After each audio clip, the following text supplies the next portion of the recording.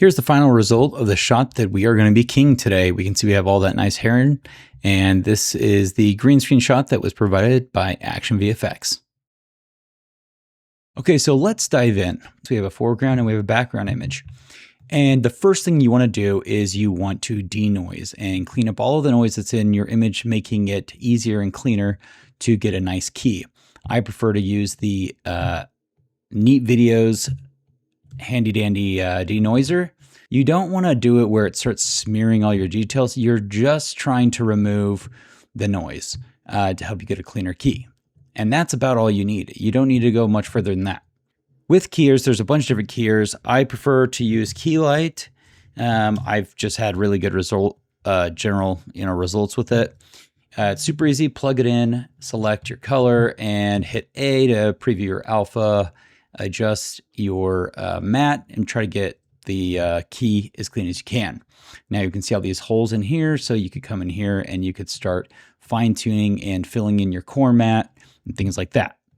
Now, the next thing I want to show you is there are some really handy tools here in Nuke using the Cattery.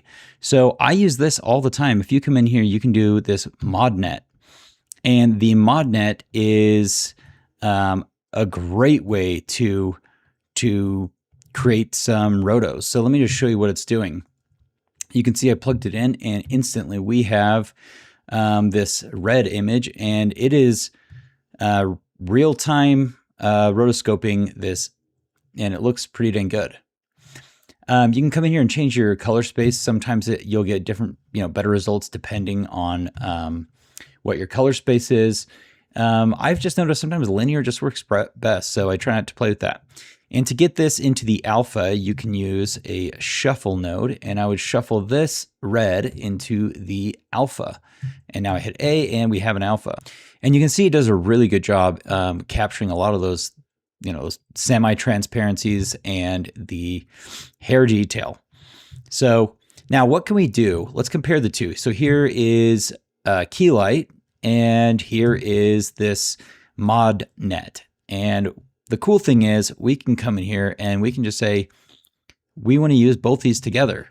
So by simply just adding a merge, we can add these two together, and I'm going to turn this on and off. And so we're able to use the best parts of the mod network, which might be some of the hair details, and then the main core matte as our key light. So there are just some advantages and different ways of merging different keys. If you don't want to ever merge these on top of each other, another way to do this, if you want to use only parts, is what's called a key mix. And a key mix, what you'll do is I'm just going to plug these both into here. It's going to ask for a mask. So what you could do is come in here and create a roto, and we'll plug that in here. And then we just will create maybe a roto around the hair. So now it's going to only use whatever you've rotoed from the A input on top of the B input. So it's not adding it on top, it's just kind of cutting out the section that you need. And there's some advantages and disadvantages into doing things like this, but it is there just so you know. The next step would be getting this, how do I use this alpha and cut out our image? Well, so we want to preserve as much detail from the original footage as we can, keeping it not contaminated. So what you want, especially if you're working in a professional setting where you have someone coming in that's going to grade it and you want to retain as much of the original footage. So use what's called a copy, and you can hit K, and you want to plug your A into your matte and your B, your background, into this. And if I view this, you'll see that it's copying my alpha matte into this image, their clean image right here. So now we have a nice clean image. We can add a pre-molt to basically apply that mask, and then hit M, and let's just merge this on top and see where we're at. So you can see we have obviously some despill that we have to take care of in getting rid of those green edges, but we can see we have a pretty decent key. And she is haloing and obviously doesn't look real. So now I want to talk about probably, in my opinion, one of the most important parts of keying and comping a keyed image on top of a background. And that's the Despill. And despilling has a lot of power, and you can do a lot of cool things. I'm going to show you some techniques that have saved me big time. So the first thing is, if you just want to do like a super basic key, is you could use key light, plug this in.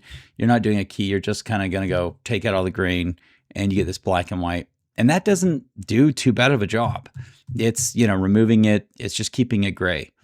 There's also a bunch of other cool tools like you could use like a Despill from AP, which I love. You can use Despill to color. This is a handy tool. What you'll do is, you'll select your screen color, and then let's say you want a specific color. Maybe you want to introduce a little bit of that green into your Despill, and we can see that we added in some of the background green, some of the foliage and stuff onto her. There's other cases where you would want to despill and retain some of the hair color. So instead of focusing on like the background color, you might want to be like, use some of her hair color. But then you have the problem of her edge of her body. And so this is where you can mix multiple despills together. And we can use that same technique using the key mix. So what we'll do is we can plug, let's say, this in here, right? And then we'll just copy this Despill over. We'll plug this one in to the source. But on this one, we're going to select, let's say, her shirt, right? And then I'm actually going to swap these inputs. So this one's the A. So then we can use a mask. I'm going to plug this into the mask, and we're going to isolate. We want the Despill for her hair to be different from her body. Maybe add a blur it up. You'd obviously have to follow her movement, but you can see we're getting just a nice result right out of the box like that, where her edges look nice and clean. And often you see, you'll see people that will just do a simple, let's just do this Despill instead to compare the results. So a lot of times people will just go from something, like this. They're like, oh, I took out all the green and it's done. And so then they try to fix their edges. They go into their mat and they're like, oh, my edges are all white. So it must be the issue they might think is the alpha. So then they try to remove the edges and then they get harsh edges and they think that all the semi-transparency stuff is bad. But it's actually not. It's okay to have these semi-transparent areas. And so what you're getting is haloing and stuff. So to fix a lot of haloing, you can fix it just by using Despill. Now, this isn't bad, but I'm going to show you a secret technique, a technique that is even better in my opinion. And you can fix things like areas like down here. So notice how if I look at our Despill, well, if we look at our original footage, right, it's green through there. And if we were to key this, how do you key something like this? How do you get this tree background or a background through something like this? Because a key is not going to work. And through glass and things like this is where this technique is going to really shine. And let me show you what it is. I get it. Waiting for renders is extremely uncomfortable and extremely painful. And as artists, it feels like we always have to suffer for our art. But you don't have to. You can be comfortable while you're making art, which is why this video is sponsored by OK Up. And they sent me their chair, the M78 chair. This is the best addition to my office ever. By far the most comfortable chair I've ever sat in. And I've owned a lot of different office chairs. This is the best one by far. Why? Let me tell you a little bit about it. Not only does this chair look good and blend perfectly into my office, but it also feels really good. It's got a ton of cool features, including massaging, heating, cooling, lumbar support. It can lay back, it can sit up, it can kick your feet up, it can do everything. It's like a lazy boy on wheels. It's absolutely amazing. It seriously makes sitting at my computer so much more enjoyable. Thank you so much, OK Up, for sending me this chair. It's absolutely amazing. It has made my office experience so much better. And guys, please go check out their other products, their other chairs. You can thank me later because seriously, this is the best addition to my office I've had in a long time.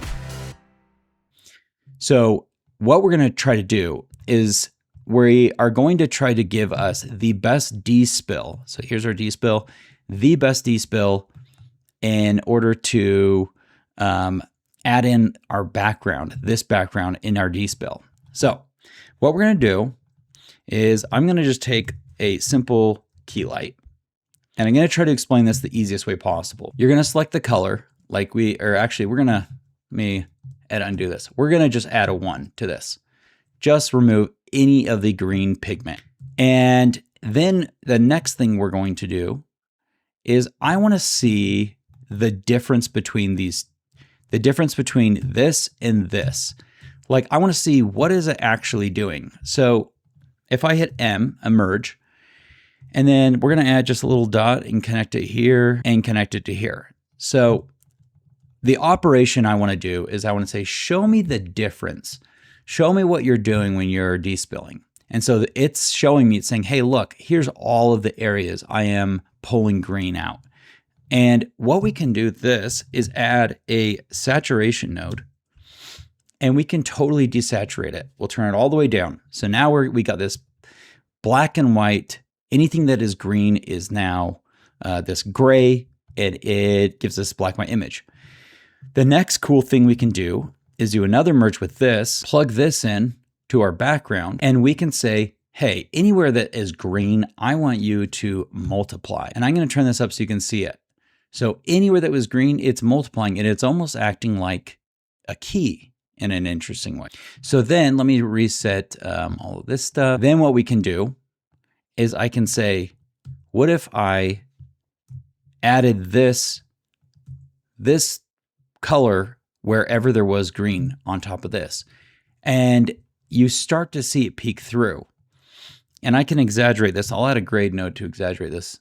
You'll see that there is, in fact, my despill can now use the background. So instead of getting individual, cutting out, rotoing out areas, I'm now just simply getting this as my despill. So the colors are coming through that I need to come through. And so this can be a really, really handy way, like areas down here. If you look through this window, our despill didn't get anything. But on this despill, look at this, we're getting some of the road in there. And we could come in and do another one right there. So now we have this better looking despill than we had over here, something that's closer to the background. So if I was to just plug this in and then I take the alpha, you can see some of the colors are all coming through. You can see all the background colors are coming through on those edges. And now when I add it on top, you can see, especially in this window area, our colors are coming through. Oh, let me just go like this, coming in through there and coming in through there. Is it perfect? No, let me turn off this. So now I'm going to turn off this grid. I did that to exaggerate to show you, but you can see that in our window area, we're getting some of the background coming through. And in her hair, we're getting a lot of the details in the background back there as well, coming through these semi-transparent areas in her hair. And again, you could mix multiple techniques with the key light. You could do the key mix, and maybe if you wanted to get back some of her color in there, you could. So now this is, we're getting some good results. What we would do next is, if I'm happy with this despill, is now you'd want to match your colors. So I would come in here. Maybe if I looked at the luminance, she looks too bright. So I would first focus on just like at least getting like the levels the same. So she looks a little too bright. So I brought that down, and let's look like this. So we're just trying to match like the brightness. And then you could do what's called a black match. This is a really handy node. And what you do is you look at your background, double click on this node. It asks, where's your darkest point? And you select it. And so it's going to try to get all the blacks to match to the background. It's super subtle, but it's just matching those dark areas. So now we're looking closer to what we're wanting, and we could start playing with, maybe doing a little bit brighter. Maybe she's out in the sun. Doesn't have to be exact, but our blacks match and she matches. But if we look at the original footage, we're missing see all these little hairs. If I go back Let's do a 2. We have some of them, and could do a wipe. So we might be losing some of these little detailed hairs. Let me see if I can find a good. Yeah, so we're losing some right here, and that's because her hair is blonde, and so we've lost some of the detail in her hair. And I'm going to show you a way to get some of that stuff back. So what we're going to do is we're going to try to add her hair color, or her little strands of hair, over the background. So the background's going to have her hair on it, and then we're going to put her on top of it. And that's what's called an additive keyer. Now this additive keyer, you plug it in, ask for the background, and then ask for the foreground. And we're going to give it the clean, denoised background. And then we're also going to look at this, and it's going to say, hey, can you give me a color? And you're going to select this green. And we're saying use the green as a color. Now when we look at the background, look at this. We're getting some of these hairs to come back through. I don't want any of these the dark values, but I do want, you can see we can get these bright colors back in. And now if we look, and I toggle this on and off, we're getting back some of her hair in this shot, which is these little strands of hair that are moving really quick. You can see we're getting all these little strands back and all these little details back in that we want. And the other cool thing is we can tint them. So if you wanted to select parts of her hair, you could do that. If you wanted just to tint it that way, and you could turn up the saturation. Let's see if I can, might be too dark. Let's see. Or we could push it into the green if we wanted it to be more like the green background, which I think looks a little bit better. It's almost like pushing into this, like when you have a light object with, like, you know, background like this, the light colors might absorb some of the background color, which might just look better. So we do have a problem with this coming in over here. So there is a mask input you can use. And because we have this, this matte, we could actually just use this and extend it. So sometimes it's easy just to plug it in. Sorry, the nodes are getting a little messy. And then I can add like an erode blur. And then what we'll do is we'll just extend out this area and blur it out.